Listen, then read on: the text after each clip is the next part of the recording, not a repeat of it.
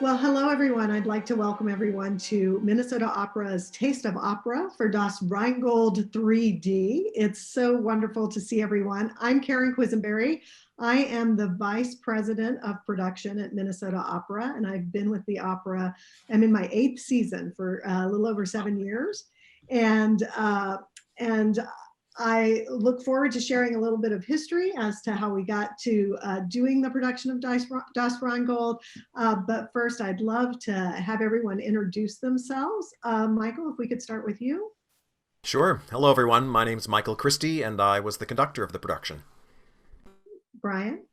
Hi, I'm Brian Staufenbiel. I was the director and I created the concept for the production. Denyce. Hi, everybody. I'm Denyce Graves, and I was the goddess of the earth. And Greer. Hi, I'm Greer Grimsley, and I sang the role of Wotan, the faulty king of the gods. Fantastic. Thank you all for being here. Just a little history. Back in about, I would say, 2014, Dale Johnson, who was the then artistic director of the company, he knew that I loved Rheingold. I had worked on the Ring Cycle in Seattle, and he really, really, really wanted to be able to do Rheingold. And he's like, I just have never figured out a way to do it. And I'm like, we can do this. I think we can do this. I'm not sure how, but I think we can. And we really just started to get our brains going. And first and foremost on the list for Dale was the participation of Denyce and Greer. He was like, I want Greer. Greer has such a long history with us. I want Denyce. She has such a long history with us. And he's like, if I could have the two of them and build a production around that, he goes, we could make some magic. So we got in touch with Michael and we're like, we do want to do this. We're really excited. How are we going to do this? How are we going to do a show with an orchestra size that is larger than the pit that we have at the Ordway to perform in? And so we started working with Michael on how to place the orchestra, what to do with them. How could we use the shell? If we used a shell, what would that mean because of trying to get high production value and to create a production? But Michael was the first stop on this crazy train. And Michael and I in the production office at Minnesota Opera worked for many hours with Post-it cutouts on a ground plan of orchestra members. Michael, would you mind sharing with us a little bit of how we began to conceive of this with the orchestra, with the size, and the number of players that we ultimately came to in trying to make this happen? Sure. Yes, it was quite a process, and I remember those post-it notes very well. We had various versions about where horns would go. Of course, Wagner requires certain instruments that are beyond what a normal symphony orchestra, and certainly what would be typical in a opera pit situation. So we had to figure out how all that would work as well, offstage instruments, etc. So yeah, a lot of it was down to whether not only how we could work with the orchestra on stage, but even if they would be able to fit on stage alone.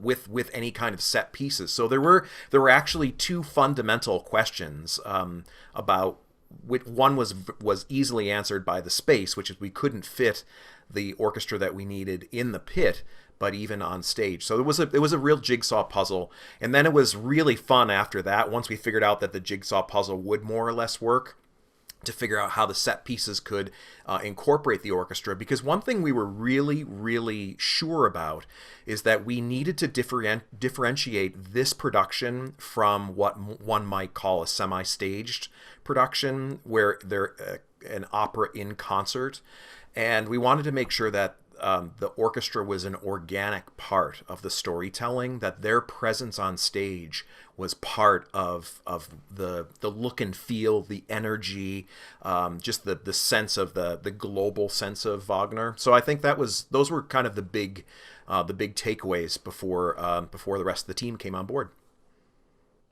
Great, thank you. As Dale and I really started to think about who would be the person to lead us through this process, as far as what the look would look like on stage, we've been paying attention to Brian's work in San Francisco for a while, and we were like, I think this is it. I think this is the one. And we reached out to Brian, and at this point we had some idea of how to work with the orchestra and how they might fit. And Brian came into the conversation. Brian, can you just give us a little history of how things started to develop, how it evolved? Sure. So I remember I got a picture of the Post-its as well, and the stage was completely full with players. And we had discussed right off the bat, how could we utilize all of the space? And one of the things that's unusual and very unusual about this piece is we were able to put the singers almost inside the theater itself, because the way the Ordway's pit works is it's very long, and it sort of is almost like a thrust stage out into the audience. And so we right away figured out ways to use projection screens on the back, took some old sets from the past that we repurposed with a bridge across the top for the gods, and then used the pit, which breaks up into different layers to allow us to use that as the Rhine and obviously Nibelheim. So we were able to get that going pretty well. But it was really important to all of us to make sure that this was a production, and that we didn't feel semi-staged, that we had all the production values of a piece.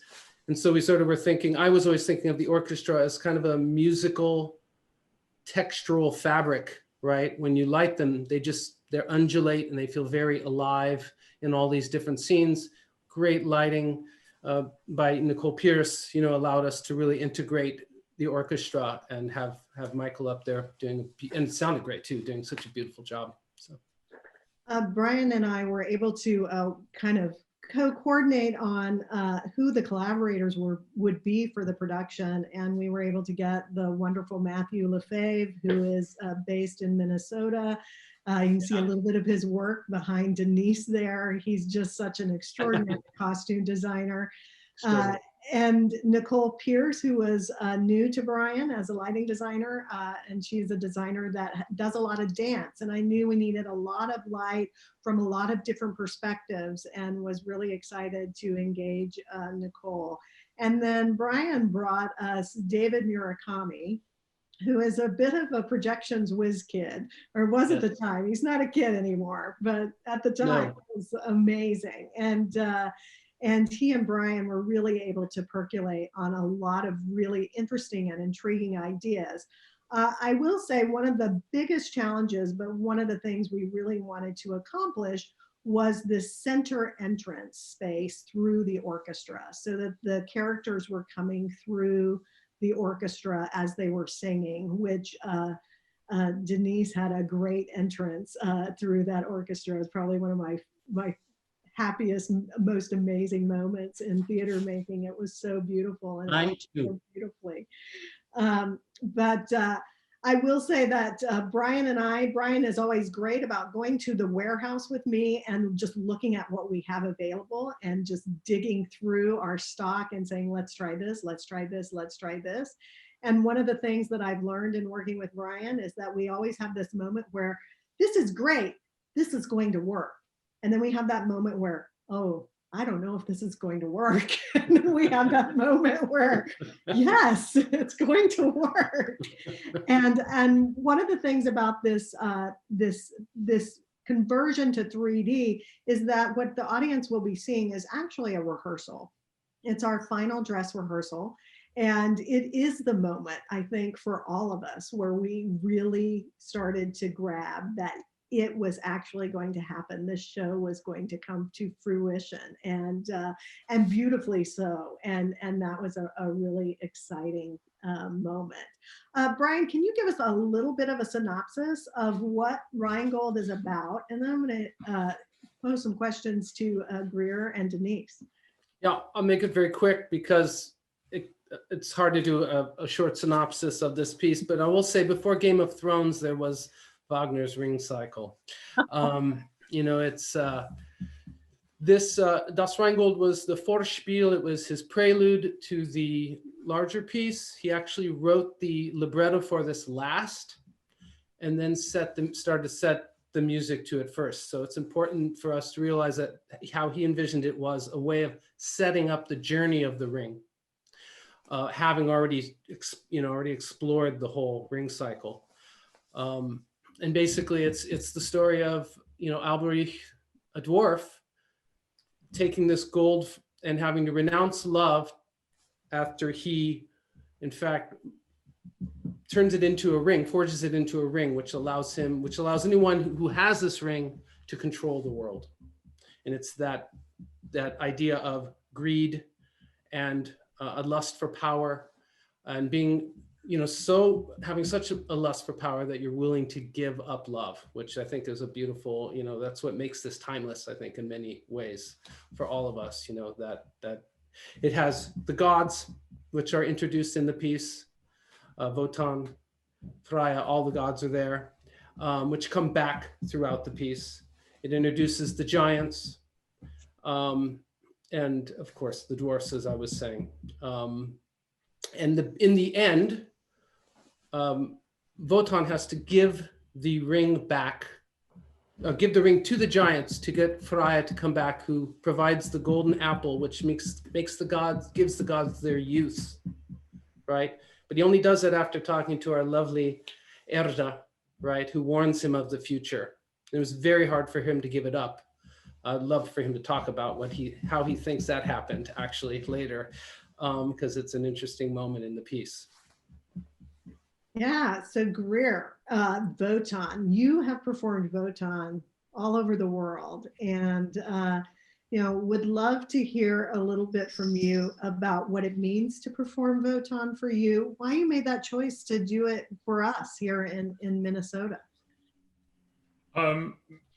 Well, I think because Minnesota was one of the first places that gave me a chance to do bigger roles earlier, and I loved working in Minnesota. I loved the atmosphere of Minnesota. I love the atmosphere of the opera company, which was, in large part Dale, and I knew Dale from before he was in charge of the opera company.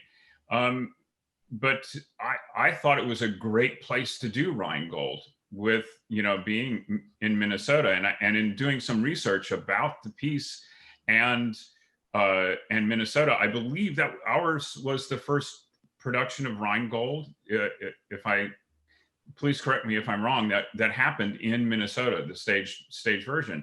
And the more I delved into it, I found out that Wagner almost built a Festspiel house not far from the opera offices. He was almost convinced by a couple of Minnesotans who were living in Germany at the time to come over, and he was displeased with the government that he was dealing with, that he almost came to Minnesota. So in part, I wanted to be part of that history, and also to sort of be able to give back, and to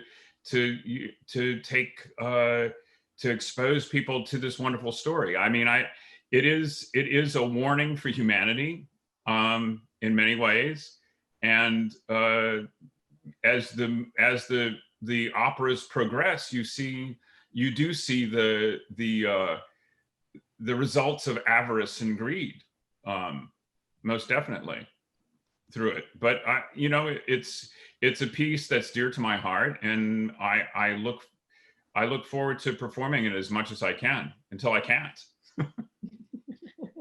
Thank you. Denyce, Erda. She's if I have a favorite character in opera, it's Erda. She's just so strong and warm and just amazing. You really gravitate to that Mother Earthness of her. This was your first Wagnerian role. Is that correct? Yeah. Correct. So my story is not unlike Greer's, actually. I always love coming to Minnesota because Minnesota is where I got my start. It is the opera house that, you know, back in 90, something like that, we did Carmen for the first time. My first Carmen was one, and still, and I'm not saying this just because we're all together, still to this day, it is my favorite production.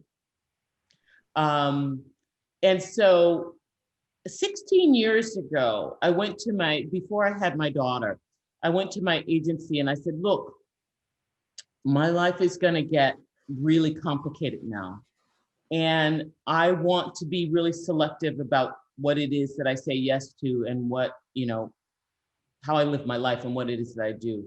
And I would love to do maybe a cameo role or a piece where there's one scene or something like Erda in Rheingold is what I said to them. And, you know, the thing that I will say about this, that was my biggest disappointment in the entire production is that I didn't have time with everybody. I mean, I knew Greer, and Greer and I have worked together for years. I've known Greer for years. And so I was really excited about that, but I didn't have the opportunity to really build the relationships with the other people in the cast. So that for me was the saddest part about it, but it was fantastic because it's the one moment in the opera, and some parts of, you know, the Ring, in my opinion, can be really, you know, static. And this part is very musically and intellectually like moving a lot. But this is the one moment where it's the only dead, you know, stop dead moment in the opera. It's like, it's a singer's dream. And the way we did it was spectacular. And the person that I had the greatest connection with was Michael, because you were so nice to me the whole time. And I was incredibly nervous. And unlike Greer, you know, this was not in my wheelhouse. This was my very first time doing it. Over the course of my career, I'd been offered, you know, Venus and Fricka and other roles like that. But this was in Minnesota, which feels like a home to me, and a house that I love. And I have a lot of, you know, nostalgia around because I got my start here in Minnesota. So it seemed like a great place to have another first. And it was a role that could allow me to come in later so that I could, you know, be home with my family, but that had so much bang, you know, for your 5, 6, 7 minutes that you're there, you know, that you can make this incredible impact. So for me, it was perfect. You know, it was perfect to come in to do my very first Wagnerian role with Minnesota, to have that role be the role of Erda, this Mother Earth character, you know, who sort of rises from the earth to warn, you know, Wotan and the rest of the gods. And it just was a real dream role, you know. I think that it's a role that any singer would really relish and love, you know, to have the opportunity to sing. You come out, you sing this big giant aria, you know, you have this amazing moment where everything just sort of, you know, time is sort of suspended. And then you're out. It was just, it's a dream, right? So for me, it was a real pleasure. I would say that I was really nervous about this role. Michael knows that. If you remember some of our discussions, and you were so kind with me, because I guess I had this impression of what I thought it should be like in terms of the voice itself, and this whole idea of the voice being part of this orchestral fabric.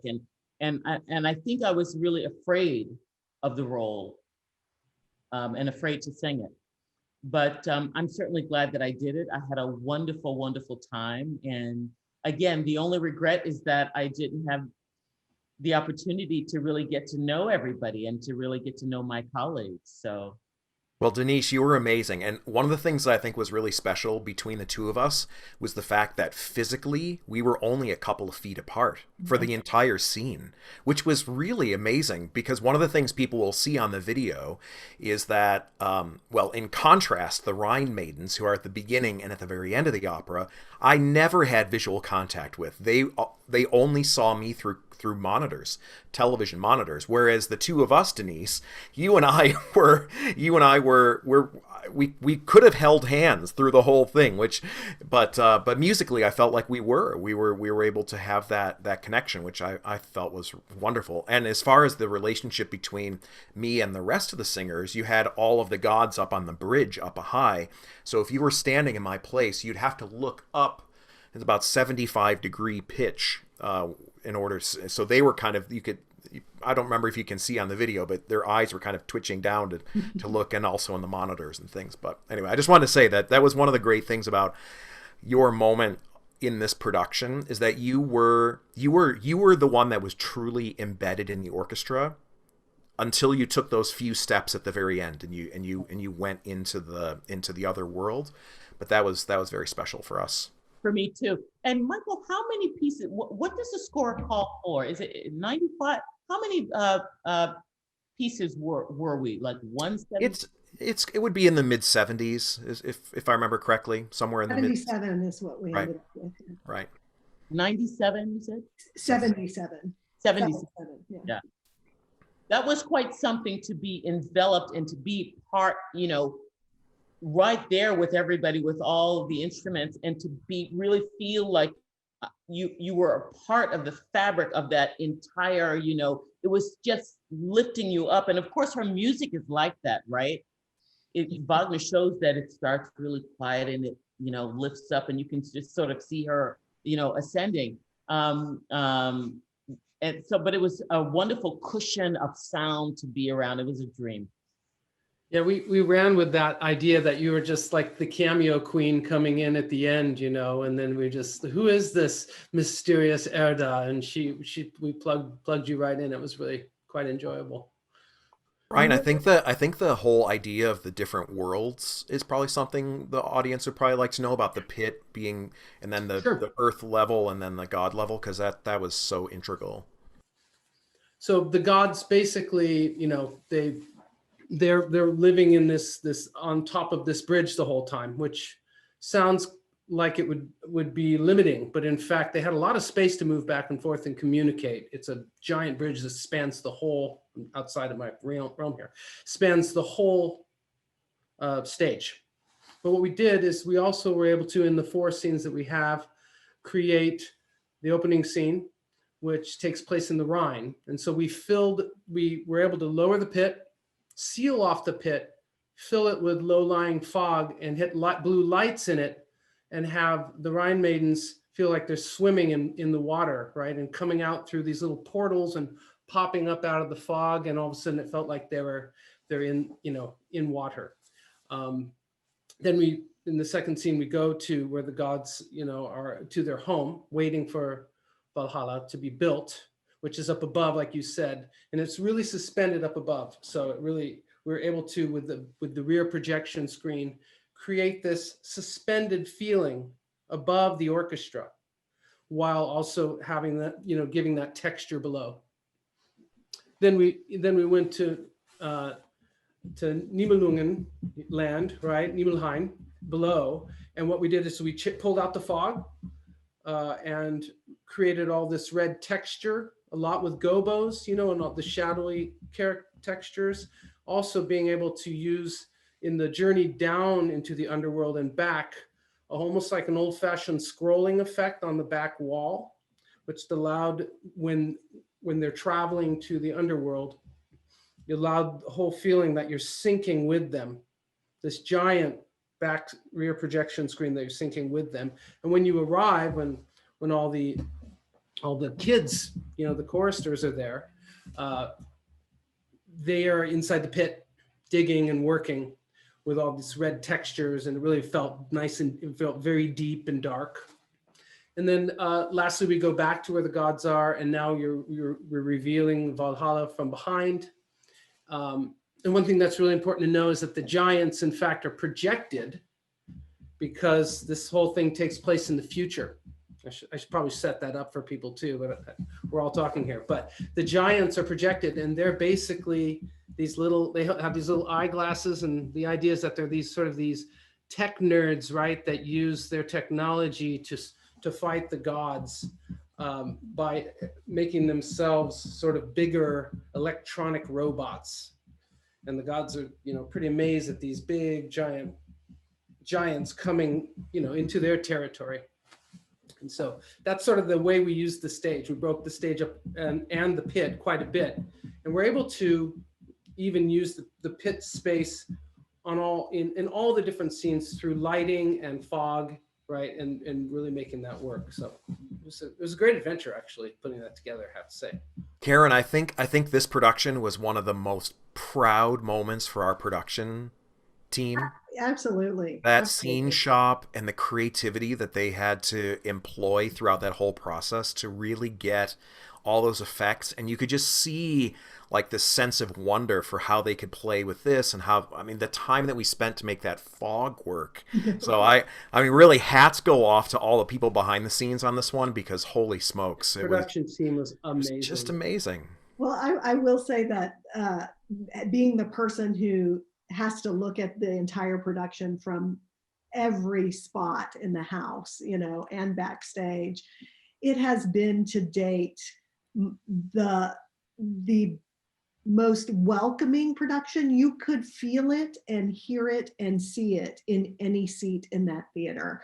To be in the balcony and feel like you're staring Greer straight in the eye because he's just on that bridge, just singing right out at you, was unbelievable. And you got that feeling everywhere, and when Denyce would come out, you're just like, ooh, your eyes just moved there. And so it was a use of the space compositionally that we weren't able to achieve before that, and really haven't since. We've played with it some more because it really kind of cracked the nut for us of, here are some other ways that we can utilize the space. But I do think that was part of the success of the show, was that every audience member got a really different perspective, but a really great perspective. And that was really, really wonderful. Hey, Karen? Yeah. This is a Minnesota Opera original production, so that's your production. Correct. Right. And what will you do with this production? Will you revise this? Will you loan this to other? It's pretty specifically designed for your theater and for your space, right? It is, although we have rented it to a couple of other companies. Let's see, Brian, you've been to Arizona and Montreal. Right, Arizona and Montreal. Uh-huh. And for those, we essentially said, we'll send you what we put in the pit, but you're going to have to build whatever you need to build to make the pit part work, since everybody's pit is shaped differently.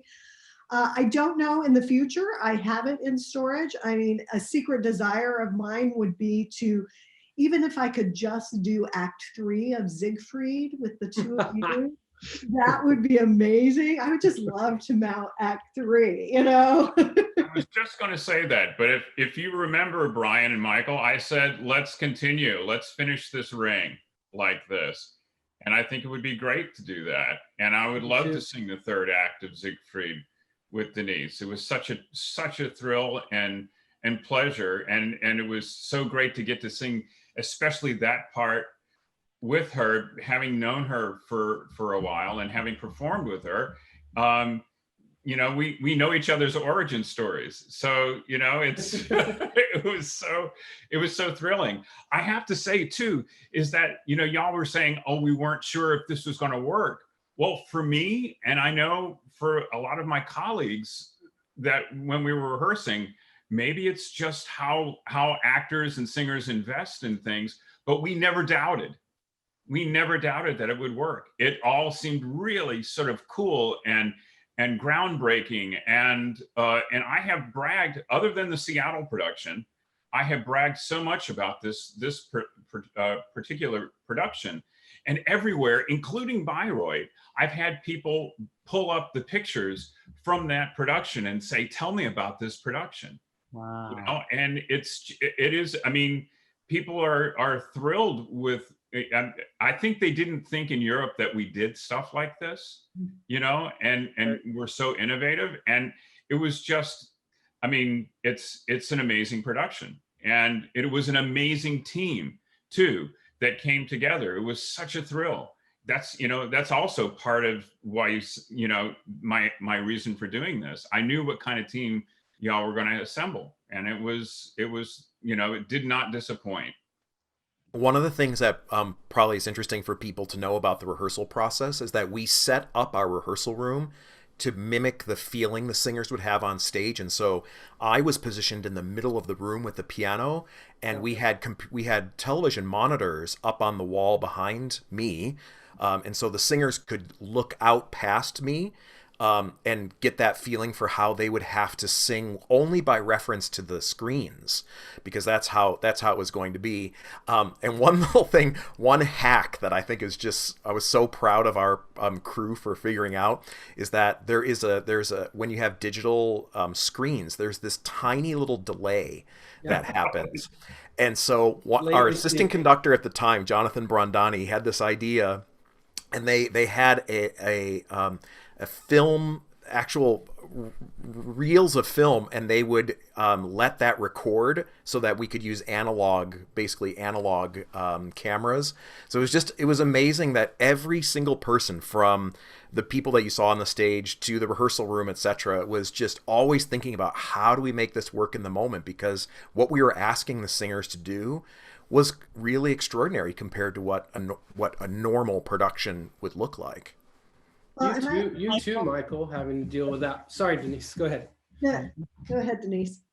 Well, to Greer's point about the coolness factor of the show, you know, when Erda would walk out and then all of these roots were sort of, you know, growing on the walls and on her walkway and all.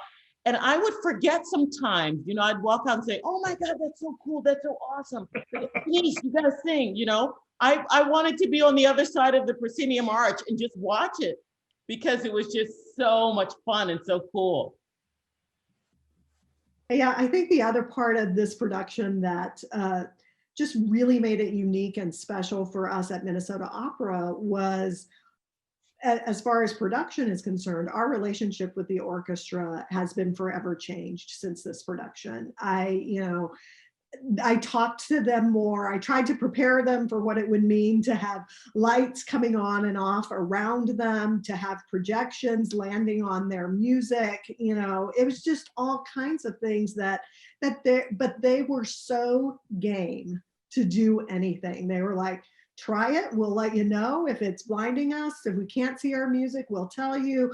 But it was just a constant communication, and they were such willing participants. And Michael just really kind of caressed them and coached them through the madness of it.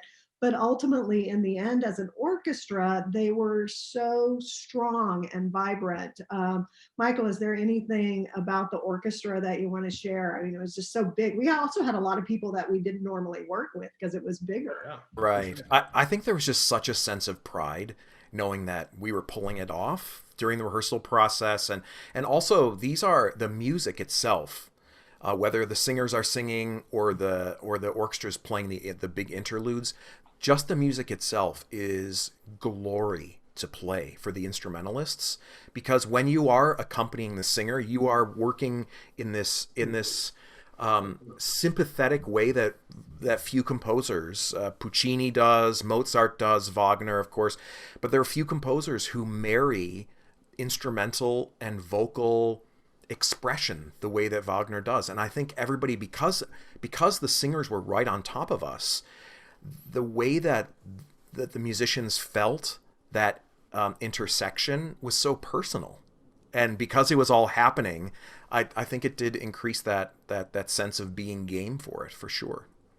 Yeah, I agree with you, Michael. I agree with you completely, because it was one of the maybe one of the few productions that I felt like the orchestra were real characters and were part of the piece, and there was a relationship that we had, and that felt really, really different to actually be right there with them. I mean, normally you never see them, or you see the top of their heads or something like that, and you hear this glorious sound coming from underneath. But this was something that you spoke about, you know, this marriage of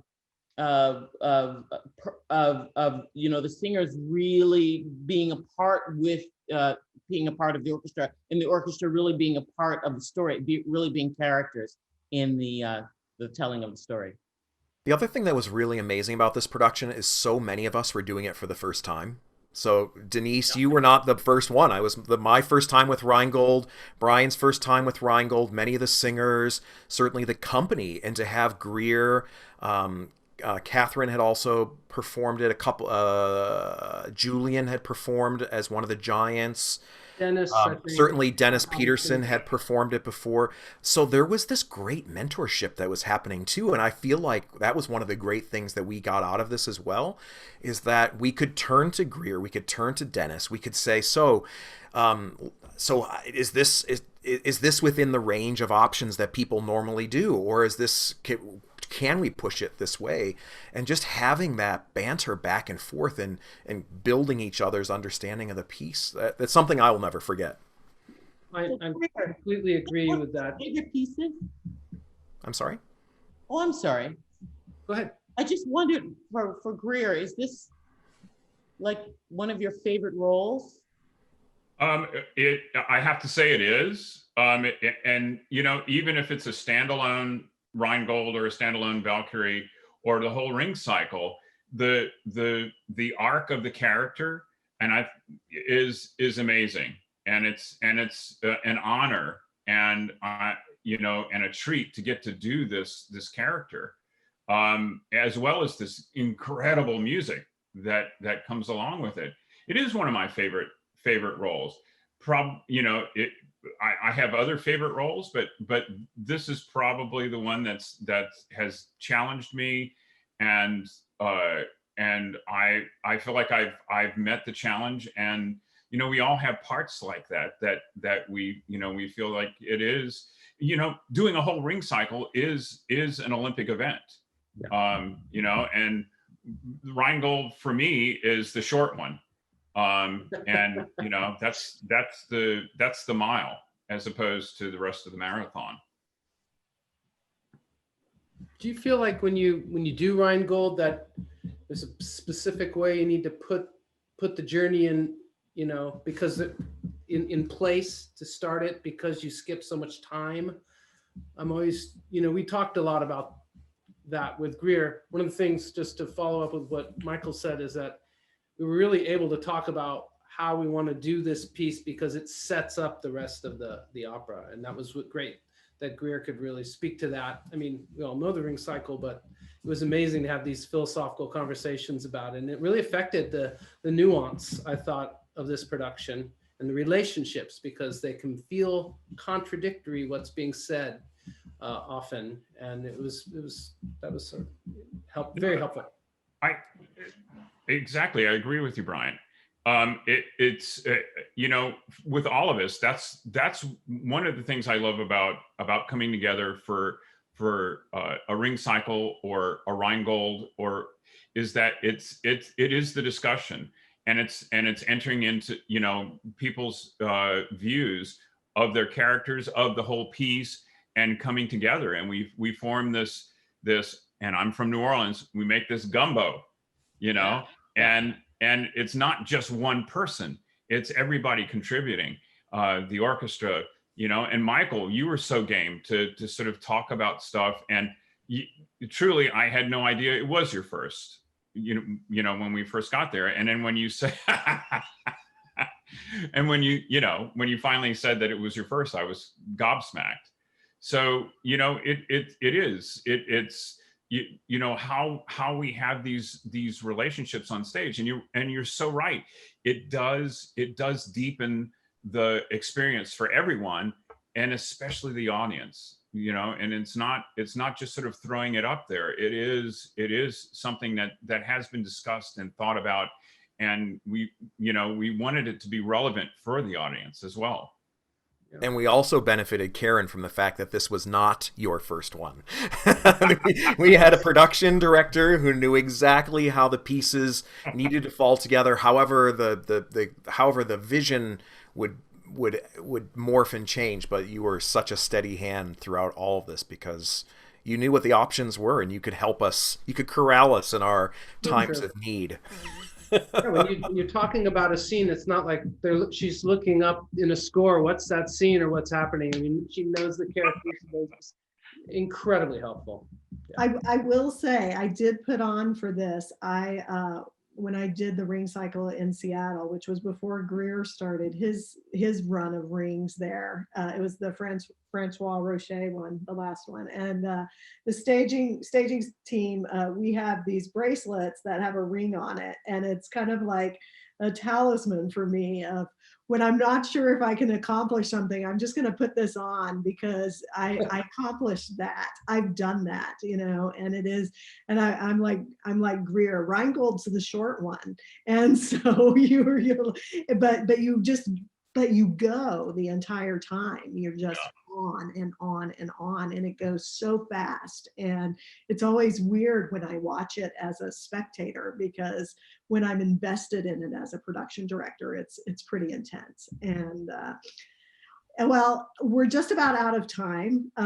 It's been so lovely to revisit this production, and it's been interesting to put on some 3D glasses and watch the video and get that ready for everybody to kind of reconnect with this wonderful work that you all were able to achieve. It just was an extraordinary opportunity for all of us, and you just made it so beautiful and so wonderful. And I think we at Minnesota Opera are forever grateful for the gift that you all gave us. Any last words, any last things that anybody would like to share before we sign off? I just want to say once again, thank you to Dale for having the vision and for believing in me. And, that was from early on, that made a big difference. And then through that, I was able to work with the rest of the people here. Well, Denyce, I worked with you before, but I knew that he was sort of thinking about doing this years before it actually even sort of came to fruition. I actually feel like it's the reason I got the job. I was like, when I interviewed, it was this and the Barry Kosky magic flute when he was thinking about doing that. And he's like, here's what I want to do. What do you think about this? This was my job interview with Dale, is looking at that video. And then because he knew I'd done the ring cycle, I think he was like, I want her. But I've been forever grateful for him making that choice and bringing me here. And it's Minnesota Opera. It changes lives and in really wonderful ways. Yeah, Dale, it's amazing, because he was so